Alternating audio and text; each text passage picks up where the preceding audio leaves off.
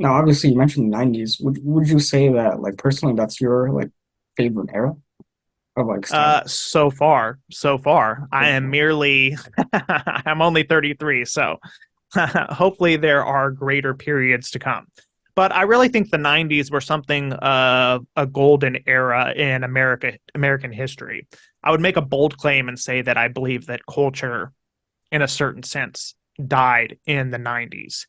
It probably went on a little bit longer than that, but I think that in general, the development of social media, while it does have certain benefits, like, for example, allowing us to sit here and have this conversation today, Yeah, I think that it has been ruinous, utterly ruinous for children and really. for young teens growing up with social media. It's been harmful in so many ways, not only if we examine the rates of depression and anxiety and suicide, even, Yeah, but um, I guess what I'm getting at here is that it seems like prior to the development of the smartphone and unlimited access to the internet, there was a certain purity that still remained with childhood that has essentially gone by the wayside because of the access to the internet.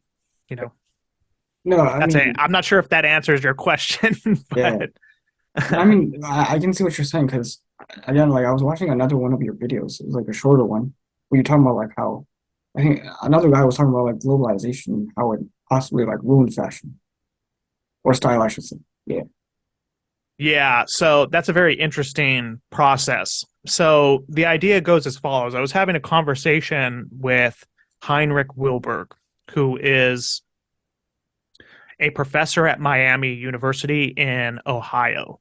okay, And basically, we got onto the topic of globalization and the way that it's affected style.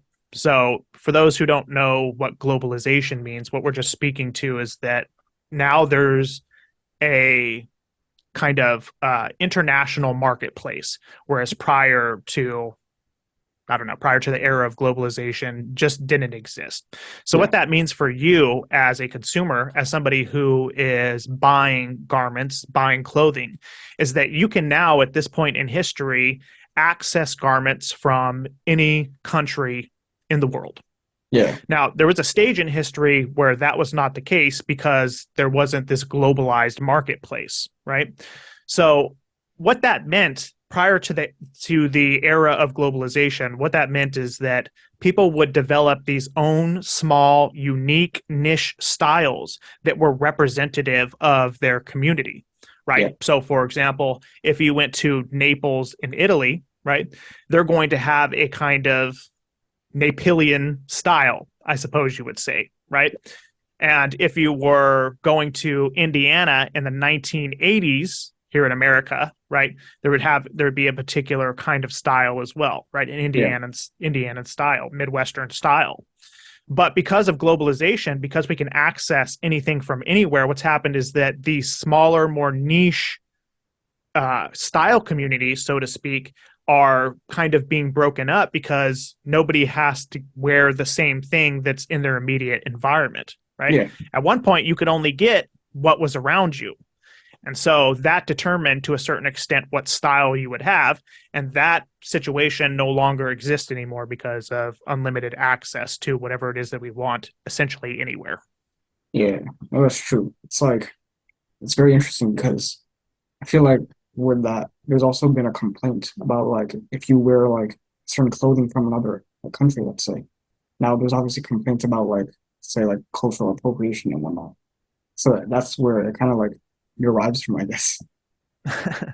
Yeah, I don't know if you want me to talk about this cultural appropriation thing. I can talk about that if you want, but I don't know. Yeah, yeah, we can talk about it. We can or cannot. Yeah, we can. Yeah, We can. Okay.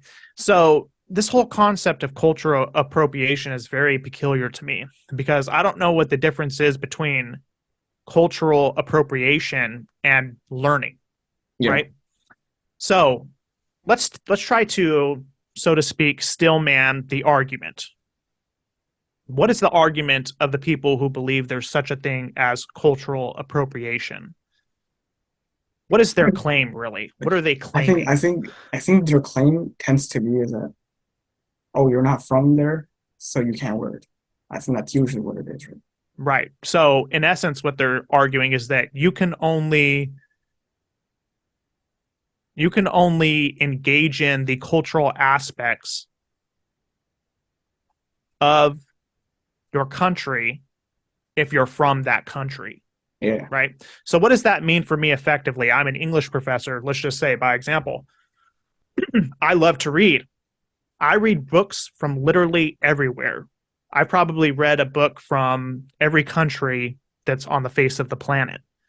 But am I, by choosing to read Shakespeare, for example, who is English, I'm American, he's English, right? Am I thereby engaging in cultural appropriation by reading and watching his drama? I Is mean, that I guess is in that theory, really where this right? goes? Because if we take that seriously, what that means is that you can only read, watch, listen to stuff that's from your own country. How boring is that? I Yeah, don't want to do that. I want to learn about human beings from everywhere and how yeah, they live and learn how to relate to them. Right. So that whole cultural appropriation thing, I don't laughing. understand. I don't understand it really. Yeah, no, that's true because a lot of the times people that are like talking about this, they're not even from the country that they're like protecting, supposedly, right? And even like for argument's sake, maybe there's like one or two persons from that country that believe in this. I find it kind of ironic that, like you mentioned, right? Like they'll wear Yeah, like, Western style clothing, but isn't that like wearing a regular t-shirt or whatever, right? Or jeans? I mean, is that not a form of cultural appropriation? that's what that's the argument they seem to be making. Yeah, There's been a lot of like controversy over like what costumes kids can wear during Halloween. You know yeah, what I mean? Like it's now cultural appropriation to wear a Pocahontas costume. And I'm like, I just don't understand what is in particular wrong with that character. Now there might be characters that I'm not familiar with that could potentially be offensive. I yeah, can imagine that being the case, but I'm just thinking of this one example. My point is that they're trying to basically say you can only wear, listen, read what it is that's from your own culture. So I guess in a certain sense, then I would only be able to dress in clothes that are from America and inspired by American artists, I suppose, which yeah, means that at this moment in time, I'm absolutely fucked because I'm wearing a Canadian sport coat that was crafted in China, but the style of the sport coat is Neapolitan, which means that it's from Italy, right? yeah, Already just in my sport coat, I've already culturally appropriated 3 times. What the fuck is that about? yeah. I don't get it. I don't understand. I No, don't that's true understand. because it's like most of our clothing, like or things in general, are made in China, right? So, and they usually like things in general are imported and exported, right? So that kind of just kills off the whole like the trade like system. Yeah, precisely. There's no such thing as international trade, right? Except for perhaps items that are not described as cultural items. So we could trade steel and wheat with China, for example, but we can't exchange their literature, music, um, or their movies, right? Yeah, no, that's true. So like How dull would the world be? I don't know. I can't imagine just ever having read American literature. yeah, I love American literature, but it's not the only kind of literature that I want to read. I've just been so culturally enriched from reading the works of authors from, a variety of countries. yeah. Well, that's true because even like the works, I guess they might be translated like, for example, I've read like Art of War or like the Book of Five Rings, which Mm-hmm. I believe they're originally from like China or Japan, right? I am familiar with those titles, but I haven't read them myself. Yeah, yeah, but those are really great books. Like as like a martial artist. So yeah, I would definitely recommend them. But like again, they come from like another country, so it's like these people will also watch like movies, right? Like from other countries, but God forbid, like we wear the clothes that are in those movies, right? Yeah, yeah. I mean, if they actually sat down for 30 minutes and thought about the logical consequences of the argument that they're making, they would very clearly see the foolishness in it, right? Yeah, If that's they just true. asked a simple question, in what sense is my identity as a person the result of culture that is not of my own? You probably see a large chunk. Yeah, that's true. So like since we're talking about like traditional clothing, do you I don't know, like do you have any like personal like favorites out there? What do you mean? Personal Like favorites as far as like particular kinds of garments? yeah, like of like any it could be from like any country, I guess. Like I guess like outside of like America. Do you have any personal favorites? We're talking about a style from another country. Yeah, like or just any type of clothing, I guess, in general, or style. Hmm, that's a good question. I don't think I've ever thought about this, not at least in those terms. I mean, you mentioned something about Italy, so Yes, I was speaking to where this particular sport coat was, at least the style of the sport coat, where it was crafted. yeah, But I don't think that I'm necessarily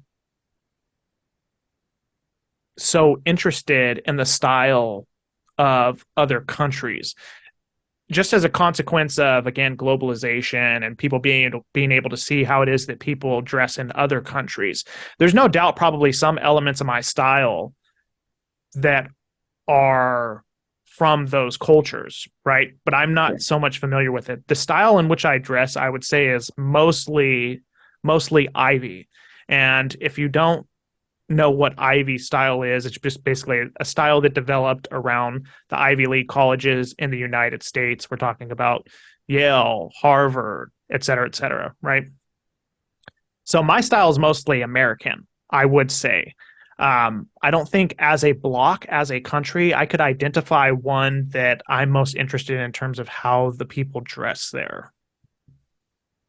That's a yeah. somewhat non-answer to your question. Yeah. That's the best that I can do. No, that's true. I mean, I guess like in a way you don't necessarily know exactly what they wear, but you're looking at a rough idea of it. Yes. Yeah, I have a rough idea just because of Instagram, right? Yeah. So I follow a lot of menswear influencers and enthusiasts. So, you know, I can see how people are dressing in a particular area, but again, this goes back to the whole thing with globalization. Like Yeah. I could dress like anybody in those pictures. And so as a consequence of that, we've kind of lost the sense of a country with a particular style, right? So increasingly the style in Italy looks a lot like the style in America. So Yeah. it's at this point too, it's just very difficult to distinguish between them. It probably takes somebody a little bit more nuanced and perceptive and studied really to highlight a lot of the differences between countries. Like say, for example, American style, American Ivy style, and Japanese Ivy style, right? I'm Yeah. I'm not as educated as I perhaps should be. Yeah.